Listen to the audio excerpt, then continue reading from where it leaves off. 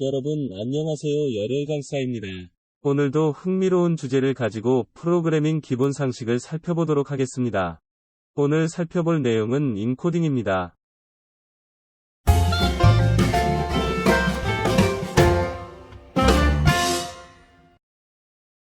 화면에 보이는 외국인에게 말을 걸어 대화를 하고 싶을 때 뭐라고 해야 할까요? 어느 나라 사람인지, 무슨 언어를 쓰는지 알아야 번역기라도 써볼 수 있겠죠? 내 생각을 다른 사람에게 전달하려면 서로 같은 언어를 사용해야 합니다. 만약 같은 언어를 쓸 수 없다면 변환표나 번역기가 있어야 합니다. 그렇다면 컴퓨터는 어떤 언어를 사용할까요? 우리는 그 말을 쓸 수 있을까요? 아니면 번역기나 변환표를 써야 할까요? 이해를 돕기 위해 아날로그 신호와 디지털 신호에 대해서 살펴보겠습니다. 우선 아날로그 신호는 다양한 크기가 존재할 수 있는 곡선 형태를 가집니다. 사람이 말을 할 때 목소리 크기가 다양하듯이 여러 상태의 값을 가질 수 있습니다. 아날로그 값을 표현할 수 있는 전구라면 다양한 밝기를 나타낼 수 있을 것입니다. 반면 디지털 신호는 단 두 종류의 값만 가질 수 있습니다.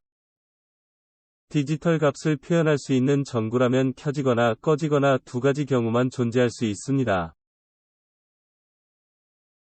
아날로그 데이터의 문제점은 다양한 상태가 있기 때문에 변형이 쉽다는 것입니다.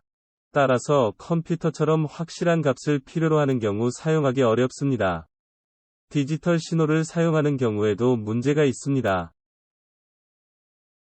표현할 수 있는 데이터가 단 두 가지뿐이라는 것인데요. 아날로그처럼 중간에 해당하는 값이 없어서 구분이 확실하지만 다양한 데이터를 표현하기 어렵습니다. 이를 해결하기 위해 디지털 신호를 조합하여 다양한 데이터를 표현하기 위한 노력을 합니다.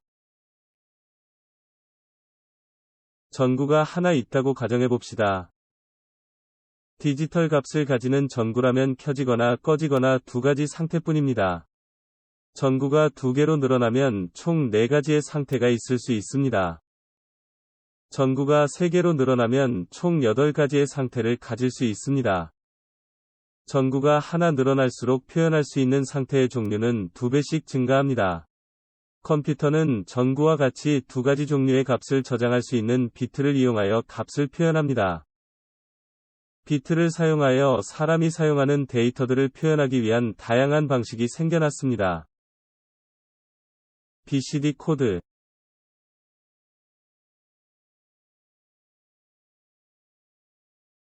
하지만 십진수의 한 자리를 표현하기에 4비트는 너무 낭비가 심해 널리 사용되지 못했습니다. 이후 여러 방식을 거쳐 가장 널리 사용되는 방식인 아스키 코드가 등장하였습니다. 아스키 코드에는 영문 키보드로 입력 가능한 모든 값들의 번호가 1:1 대응되어 있습니다. 아스키 코드는 미국 국립표준협회에서 표준화하여 미국인이 사용하는 글자만 고려되었습니다. 하지만 유럽인들 입장에서는 아스키 코드는 자신들의 모든 글자를 표현할 수 없어 불편했습니다. 이러한 요구사항을 받아들여 확장 아스키 코드가 만들어집니다. 확장 아스키 코드는 기존 7비트인 아스키 코드에 1비트를 추가하여 8비트로 구성되어 있습니다. 늘어난 공간에 자신들이 필요한 글자들을 번호를 붙여 추가하기로 하였습니다. 하지만 문제는 유럽 내에서도 지역마다 사용하는 글자가 다르다는 것입니다. 유럽은 미국과 달리 지역마다 사용하는 글자가 달라 16개로 세부 표준이 나눠지게 됩니다. 이렇게 개발된 코드를 국제표준과 국제정기 표준인 ISO, IEC 8859로 정하게 됩니다. 이 중 첫 번째인 라틴 서유럽 표준은 웹 개발의 표준으로 사용되고 있습니다. 이로 인해 기존에 불규칙하던 1바이트가 8비트로 고정되었다는 설이 있습니다. 전 세계에는 다양한 언어를 쓰는 사람들이 있습니다. 한국도 이 다양한 나라 중 하나이며 확장 아스키 코드에 없는 글자를 사용합니다. 그렇다면 한국은 컴퓨터에게 글자를 전달하기 위해 어떤 코드를 개발하여 사용했을까요? 한글은 영어와 달리 글자의 조합이 가능하기 때문에 두 가지 시각에서 코드가 개발되었습니다. 완성형 한글은 한글을 영어처럼 하나의 글자로 보고 글자마다 번호를 부여하는 방식입니다. 조합형 한글은 한글이 초성, 중성, 종성으로 구분된 것에 차간에 각각 저장하는 방식입니다. 한글 원리를 생각해보면 완성형보다 조합형이 좋아 보입니다.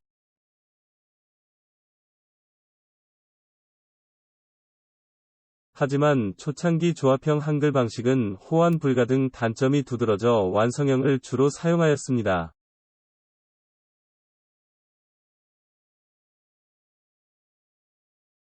초창기 조합형이 아스키 코드와 호환되지 않는 이유는 바이트 체계를 지키지 않았기 때문입니다. 이 바이트 조합형을 글자를 확장 아스키 코드와 비교하면 형태가 다르다는 것을 알 수 있습니다.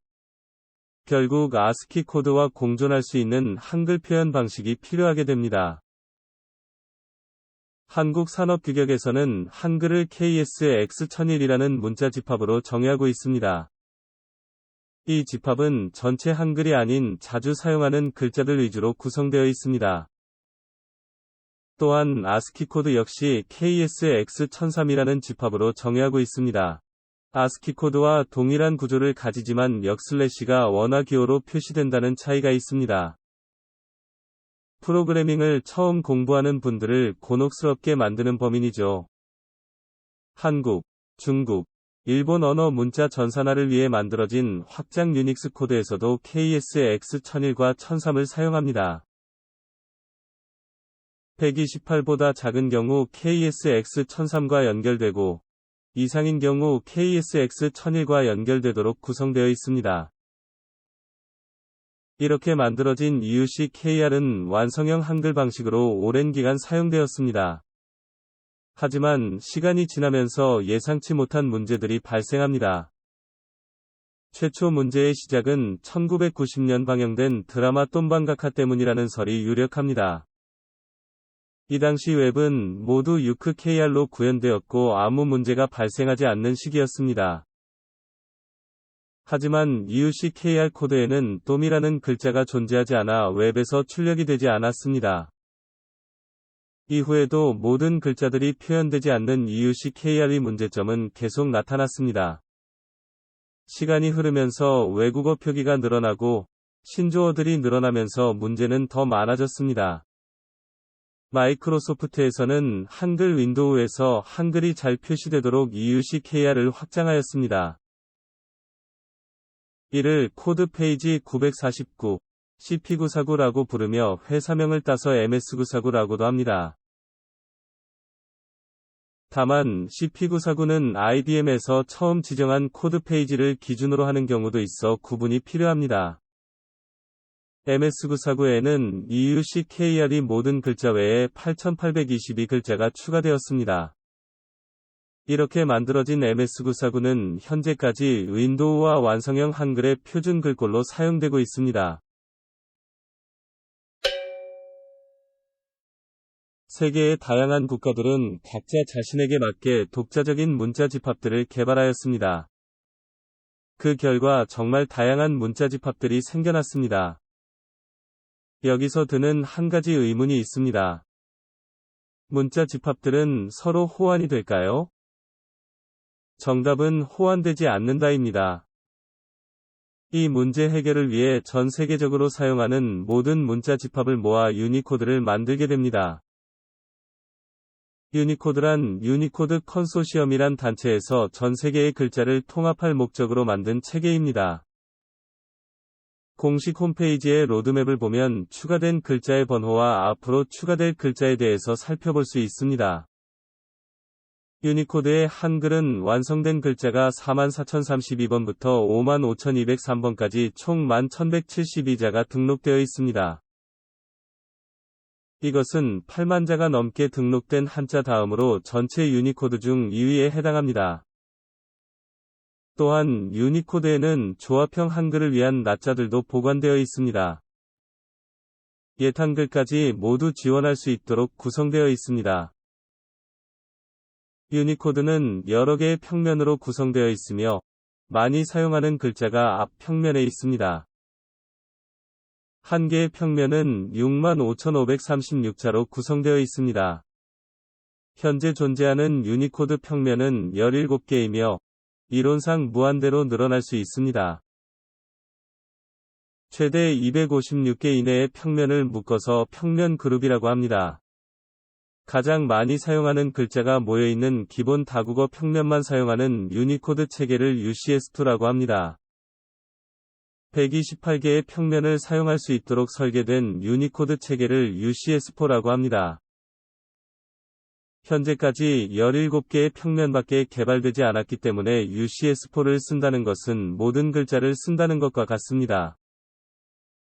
전 세계 모든 글자를 다 쓸 일은 없으므로 일반적으로 유니코드라 하면 UCS2를 말합니다.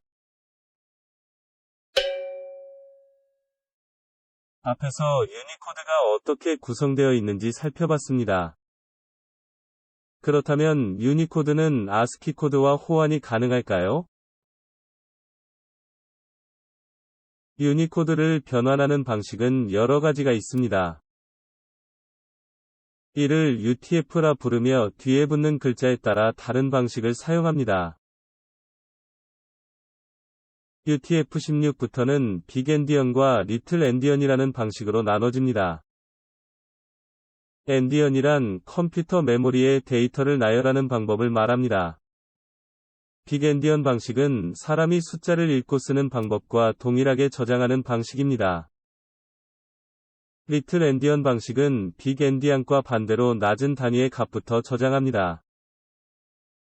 만약 1573이란 숫자를 리틀 엔디언 방식으로 저장하면 1의 자리부터 3751 형태로 저장됩니다. 둘 중 어느 방식이 좋다는 없지만 고려하지 않으면 데이터가 잘못 해석될 수 있습니다. 그래서 데이터에 BOM, 바이트 오더 마크를 붙여 방식을 표기하게 됩니다. 나오기 힘든 데이터들을 앞부분에 붙여 첫 부분만 봐도 데이터 유형을 알 수 있도록 만듭니다. UTF-8은 종류가 한 가지이므로 혼동할 일이 없어 사용 빈도가 늘어나고 있습니다. UTF-8 방식은 가변 크기를 가집니다. 가변 크기란 상황에 맞게 필요한 만큼의 크기만 가지는 것을 말합니다. 기본적으로 유니코드라 하면 UCS2를 말하는 것이라고 했었죠? 하나의 평면이 65,535글자이므로 유니코드를 UTF-8로 표현하면 1에서 3바이트 범위에서 표기가 됩니다. 완성형 한글의 경우 44,032부터 55,203까지이므로 3바이트로 표기됩니다. UTF-8 방식에서 열혈 강사라는 데이터는 12바이트로 표현됩니다. 데이터베이스 등 저장소를 설계할 때 한글이 들어간다면 알아야 하는 정보입니다. 이러한 유니코드 표기 방식들은 ISO, IEC 1646 표준에 정의되어 있습니다. 이상으로 개발을 하다 보면 마주치는 인코딩 방식의 구분과 원리에 대해 살펴봤습니다. 영상 속 설명 오류나 궁금한 점이 있으시면 댓글 남겨주세요.